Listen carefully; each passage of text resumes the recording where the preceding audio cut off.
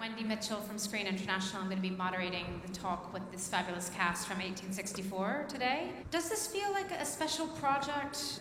I remember reading the script, and when I finished the last page, I was just crying. I've never tried that just by reading something. I remember just reading a treatment, actually, when it was just given to us as a treatment, and crying as well. That's very special. I never tried that, so it's very nice.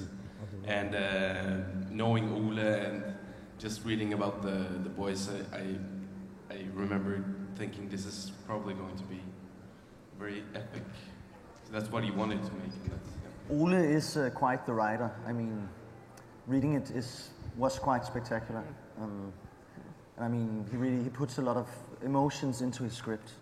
So I mean, yeah, I think Ole's vision was quite clear, even from the script. Right. Yeah. Yeah.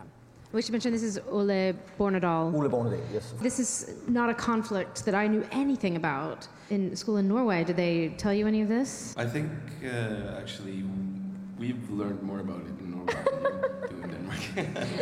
Because Ibsen, the writer, he was furious that Norway didn't help. But it was a part of history, of course, that now Norway was quite recently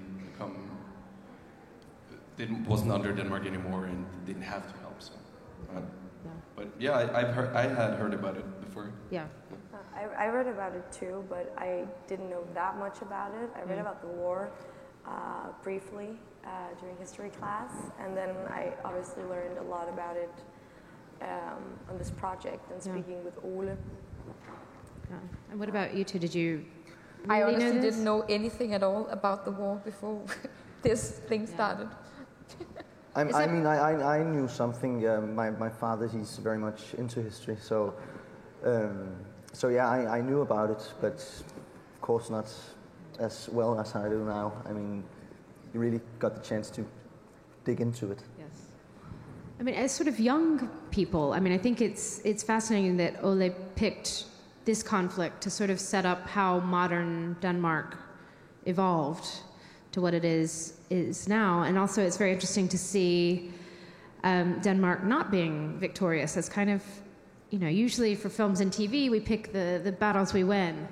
And this one, Denmark loses, but it's quite pivotal. We didn't win that many battles. Yeah, okay. So there weren't that many winning ones to choose from.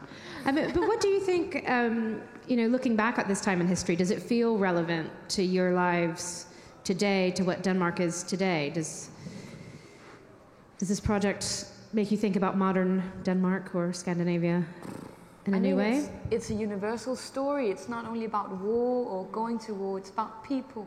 It's about time. It's about the lack of time, losing the ones you love. It's such a universal story because it's based upon people and people's relations. I mean, Inge and the brothers and Claudia and the old man. That's the glue that sticks the story together. And that's how we can relate to the story and the history itself. Yeah, because clearly I don't know that much about this battle, but you really feel it, and you just feel for these people, and it's like any soldier that's ever fought in any war, and anybody who's ever that's died. That's universal, yes. Yeah. I mean, for me it was very inspiring to read the letters. The book that the script is based upon by Tom Buk-Swienty, there are some letters, real letters from soldiers back to their families. And I mean, they felt no different than we would in a war. Afraid to die, missing the ones at home. I mean, so that's something everyone can relate to, I think. Yeah, and Ole wants to show as well how terrible war can be. Yeah. And showing how many generations afterwards it affects. Yeah. With your story and binding it all together. And I think it's fascinating that it shows that time before the war, this sort of blissful time when they had won one conflict and Inge and the brothers were having this bucolic life, and then that all changes. And I think that really hits home how fragile, as he says at the end, how fragile life can be. Sarah, with your character, I mean, I also love that we do have this connection to today, but did you feel at all like you were sort of separate from the rest of the cast? I guess you didn't really get any scenes with these guys. Yes and no. You know, obviously I read the whole script, so I knew the whole story. But our story is kind of separate. But it's gluing the two stories together. And what I love about the present time story is that Claudia feels in a way the same way as Inge feels, and she's also affected. Like her whole family is ruined because of the loss of her brother, and so I think, but in a way I did, because I didn't have scenes with these guys we met on set, and we were filming the same place, but in a way. You all got to know each other a bit, though. Yeah. Okay. Yes, we had a lot of days on set together, where Sarah Sophie was shooting late in the day, and we were waiting in the bus in our costumes. And she had her cold gravy on the table to share with you. For those of you in the period scenes, I mean, do you feel a sort of a weight of history in a project like this? It's a big epic. It's, it's honoring people who might have died or might have generations of their family have died. Do you feel a sort of, more of a responsibility telling a story like this than a sort of normal romantic comedy or something contemporary? That's a good question. Of course, I mean, when you read the Tom Buk-Swienty's books and you read the letters, you get, of course you want to pay those people respect. And it's special, it's very special when you play a character that has actually lived. Yeah. When these are characters based upon, there are the character Dinesen. He lived and he's based upon a real man, but Laust and Peter and Inge and they're fictional characters. So in that way, of course, we want to pay the people respect. The people that actually fought the war, but it wasn't. It's not a real person. Yeah, it's not a documentary about real. No, people, but that's very special. If you play a character that has lived, you want to pay that person respect, of course. I agree with Jakob, and I also think, in terms of the universality of the story, that it's of course to pay respect to the people who's related and who's involved in the story, directly by family. But it is a universal story. It's about everyone. It's about everyone who loses someone. It's about relationships. It's about people, and it's about losing people you care about, and that's just bigger than just history. Yeah. I mean, for the guys, like putting on a military uniform, though, is that quite a weird feeling, or does it just feel like another costume change? I mean, it feels great. It feels good. Yeah. Yes, I've always dreamed of playing in a war movie. I mean, riding a horse, fighting the Germans. I mean, I think most boys do. I mean, I kind of liked it. Yeah. Did you like putting the uniform on? I loved putting the uniform on. It was nice. I mean, playing in the standing there with so many extras and standing in the trenches with my co-actors, whom I gotten to know and love, and standing there, it felt so real. That was actually very special. I think when we stood there with the guns ready for action. But you were wearing those wool uniforms, and it was actually really, the weather was so challenging. I think, was it 40 degrees? Oh, so it was hot. Something like that. So you guys were nearly like we were playing winter times. Yeah. We were sweating. Crazy. So when you go in the lake, was that as cold as it looks, or no, it was just a fine, hot day? In the lake, it was so hot. Okay. Like 45 degrees. The magic of acting, yes. Yeah. And there was like, the snow was paper snow. Okay. So they had like a huge fan and throw the snow out in front of the fan. So we got paper cuts on our eyes. Oh. Which is, don't try that. Don't try it at home. War is hell. Did you feel that on the set, or is it more just fun and they sort of add the blood? The blood sort of feels more real later. I mean, to make it real, you really have to try to get into it. But I think it really helps when there are actually 500 people yelling at you, pointing their guns. I mean, it's much easier to act fear. So, no, but I mean, you have to try to imagine what it would be like, and the feelings, the emotions are real. I mean, not that we are really scared that we're going to die, but that's what it's all about, really. Okay. And Sarah Sophie, I forget the older actor's name. Oh, Bent. But yes. Yeah. So what was he like to work with? I mean, you're of different generations. Did you have fun working with him? We did. I was actually quite nervous to meet him because he's such a talented, well-known actor in Denmark, and he's obviously older than me. So I was nervous to meet him, and excited to see if we would have a good chemistry, because it was so important for the story. But we did, and he really took me under his wings, and I learned a lot from working with him. He's really present during the scenes, and that's he's one of the most amazing actors to play against, and we're actually good friends. I had lunch with him last week, and so he's still alive. Is the good thing? Yeah, he's still alive. Yeah, Ben is such a great guy. Yeah, but it was so funny because we kind of, we were during the time we were filming, we were like every night we would eat together and like really hang out. So we became really close. Oh, that's cool. Yeah. I have a friend who's like almost 80. Yeah. And what about you guys in the 1864 time period?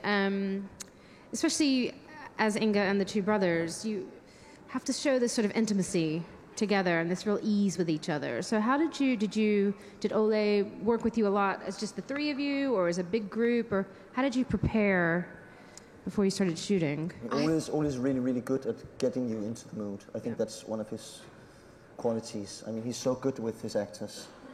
I mean, so he would just take the three of us, tell us to forget the set, forget all the extras, and then just talk us into the scene, make us do it a few times, and then just start working slowly.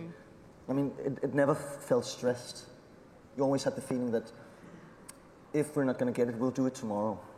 I mean, so you always felt secure that Ole wouldn't let anything through if he wasn't sure that was what he wanted. And I think that's pretty rare on a production of this size, where you've got to hit this to stay on budget and on schedule. And yeah. But at the same time, it also felt really natural just to be in love with these guys. I mean, look at them. And I remember the first time I met you. I literally was this casting, and I already got the part as Inge, and then Jakob and Jens came in, and I should just like try to act that I was in love with both boys. And I remember this casting. Can you kiss one? Can you kiss the other? All right. And then they got the parts. It was amazing. It was so easy. It was so easy. There's no acting. But you'd never worked together before, anybody? Or? No? We knew each other. Yeah. I mean, Denmark is a very small country, so I mean, Jakob and I went to school together, and I knew Marie as well. Yeah. And were you able to do much that sort of helped shape your characters? Obviously, like, when we keep saying it's an epic, but it's also about these specific characters. But is there space in the script for you to add a line or add a new look? Or, I mean, it sounds like Ole would be quite open to that kind of working. But Yes, definitely. Ole says that what he likes the most is when his actors surprises him and makes his things better. Yeah. That's the best thing for him as a director. He said that.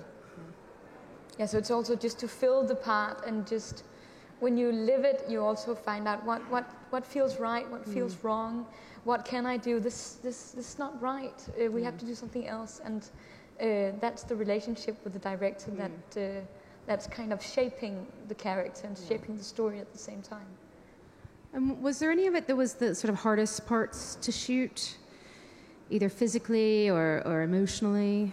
I had this scene with Pilu, where he tells me that the two brothers are dead. And I remember we did it 4 times, 4 different days. We did it once, like for an entire day, and then a couple of days later, Ole said, it's not the right thing, and we had to do it again. And he came to me like that 4 times before he actually got it right. And that scene is just such a crazy circumstance to stand there in the middle of war and getting that message about the 2 boys. So, that was really, really tough. Yeah. And what about the scene where they take your baby away? And that's very brave. You're sort of slobbering. We did that one time. We were so rushed. I remember it was kind of 5-10 minutes before we had to stop. And he said, can we do that scene? And I was like, I don't know if I can do it. And then we just did it once. And he just say, just go with the flow. And I did it once. And he was like, wow, that's it. And then we went home. Yeah, it's pretty wrenching watching that. There was some controversy when it came out in Denmark, maybe about how the story was structured and, the Gypsy family, or maybe some tiny bits of history with how the leaders were portrayed. Did you get involved in that? Did you hear a lot about that when it came out? Not really. We kind of let go of the film there. Yeah. So, of course, we saw that, everyone was talking about it, writing about it, but we were kind of out of it. Like you say, it's not our job. We go into something, give it life, and then we walk away, give it to someone else. Yeah. And that's our job. Have you been accosted in a bar saying Laust would never wear those kind of buttons? And no. No. There was some debate about this series, but that's always, it's very often is like that when you do a historic piece, I think. Yeah. And we talked about that yesterday as well. If you make something and people aren't talking about it, or it's not debated, it's too bad. It's good when there's people are like, oh, something. Yeah.